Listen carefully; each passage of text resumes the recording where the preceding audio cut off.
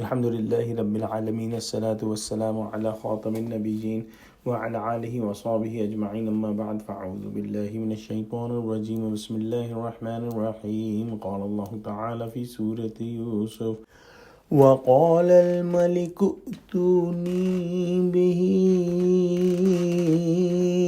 أستخلصه لنفسي، فلما كلمه قال إنك اليوم لدينا مكين أمين.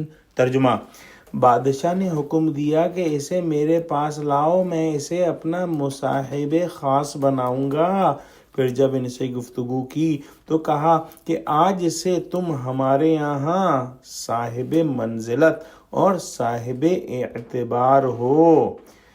جب بادشاہ کو یہ تمام باتیں معلوم ہوئیں اور اس نے پوری صورتحال کا جائزہ لگایا کہ یہ شخص جو ہے یوسف علیہ السلام، یہ کوئی عام شخص نہیں، اعلیٰ رتبے کا اور بڑا بلند کردار کا حامل شخص ہے، اس کی قدردانی کرنی چاہیے.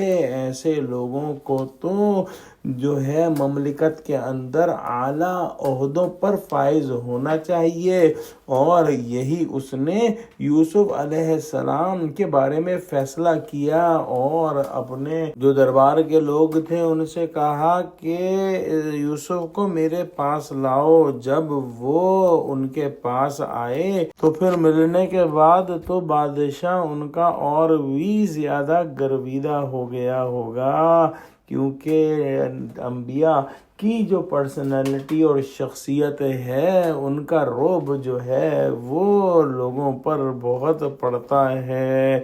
لہٰذا اس نے حکم دے دیا کہ آج سے آپ ہمارے پاس نہایت معزز اور معتبر ہو کر رہیں گے. حضرت شاہ صاحب لکھتے ہیں کہ اب عزیز کا علاقہ موقوف کیا، اپنی صحبت میں رکھا.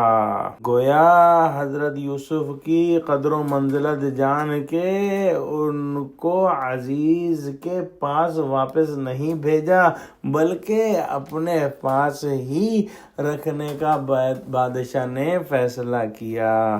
دعا کرتے ہیں کہ اللہ سبحانہ و تعالی ہم کو قرآن کا فہم عطا فرما، ہم کو سچوں سے جوڑے اور ہم کو صراط مستقیم پر قائم فرما دے. آمین. وآخر دعوانا الحمد للہ رب العالمین. السلام علیکم ورحمۃ اللہ وبرکاتہ.